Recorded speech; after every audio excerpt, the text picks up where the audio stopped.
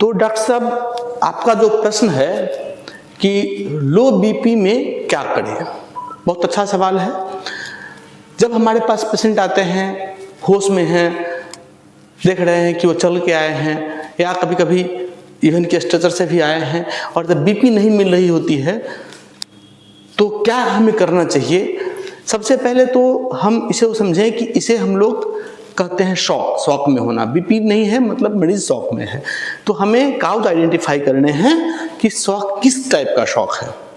ठीक है, shock basically 4 प्रकार के होते हैं: hypovolemic shock, septic shock, obstructive shock and distributive shock. ठीक है, अक्सर देखते हैं, गलती करते हैं पेरीफेरी में कहीं भी कि पेशेंट आया है, बीपी नहीं मिल रही है, तो तुरंत लोग उसको फ्लूइड तुरंत आप लोग चलाने लगते हैं।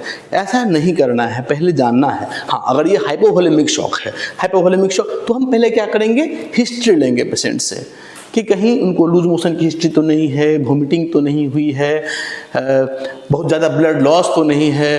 तो इस तरह के सिचुएशन में, जिसको हम लोग कहते हैं हाइपोवोलेमिक शॉक, तो वॉल्यूम की कमी से जहाँ पे बीपी गिरी है वहाँ हमें वॉल्यूम देना है, फ्लूइड देना है, ब्लड देना है। यहाँ तक तो ठीक है।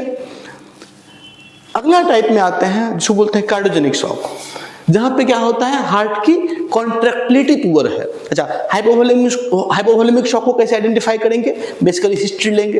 दूसरा क्या कर सकते हैं, हम लोग अल्ट्रासाउंड प्रोब लगा के देख सकते हैं।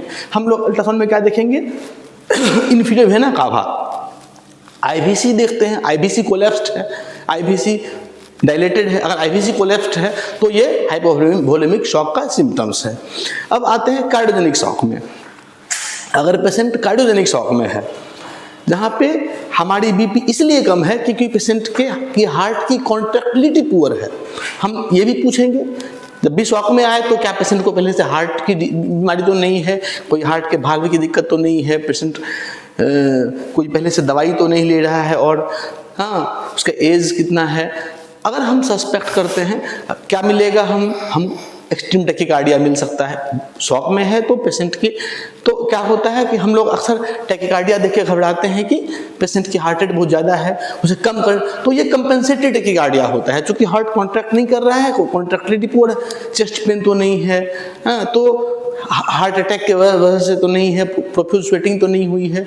तो कोई भी जिसमें हार्ट की कॉन्ट्रैक्टिलिटी पुअर है, कभी कभी इवन की शॉक के अपोजिट बात करेंगे तो हाई ब्लड प्रेशर में भी, हाइपरटेंसिव एलवीएफ में भी लेफ्ट वेंट्रिकुलर फेलियर होता है, तो उसके अकॉर्डिंगली हमें मैनेज करना होता है। लेकिन अगर कार्डियोजेनिक शॉक है तो हमें उसमें फ्लूइड नहीं देना है। हम क्या करेंगे, हम उसमें वेसोप्रेशर, इनोट्रोपिक सपोर्ट देंगे। क्या देंगे, हमारे पास क्या क्या है, हाँ, हमारे पास है डोपामीन है, डोबूटामीन है, नॉर एड्रेनलिन है, वेसोप्रेसिन है। ठीक है, तो हम लोग पूरे हीमोडायनेमिक ड्रग्स का एक बार अलग से चर्चा करेंगे नेक्स्ट वीडियो में। अभी हम लोग जाने कि कार्डियोजेनिक शॉक में हम लोग इनोट्रोपिक सपोर्ट देंगे, ऐसी दवाई देंगे जिसमें हार्ट की कॉन्ट्रैक्टिलिटी बढ़े, और ऐसी दवाइयाँ हैं डोबूटामीन है और डोपामीन है।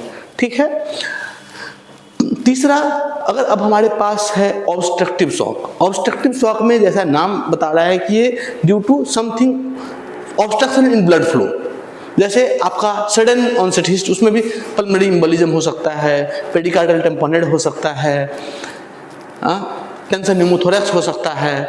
तो इस तरह का कोई ट्रॉमा का हिस्ट्री है, सडन लंग एक्सपेंड कर रहा है, टेंशन न्यूमोथोरैक्स है, तो उसमें हम लोग को लग रहा है कि कहीं ऐसा तो नहीं है, तुरंत एक्सरे करा रहे हैं। तो हमें इसमें क्या करना है, जो काउज जिस कारण से बीपी गिरा है उस काउज को ठीक करना है, अपने आप उसकी बीपी भी आ जाएगी। और तो अगर मान लीजिए टेंशन न्यूमोथोरैक्स है तो क्या करेंगे, आईसीडी डाल देंगे, हाँ, क्योंकि उसकी वजह से जो एक्सटर्नल कॉम्प्रेशन हार्ट पे हो रहा है उसे, अगर आपकी पेरिकार्डियल टेम्पोनेड है तो क्या करेंगे, पेरिकार्डियोसेंटेसिस कर देंगे। मतलब हार्ट के चारों ओर फ्लूइड जमा हो रहा है जिसके कारण से हार्ट कॉन्ट्रैक्ट नहीं कर रहा है, और पल्मोनरी एम्बोलिज्म है तो उसको उसके अकॉर्डिंगली मैनेज करेंगे।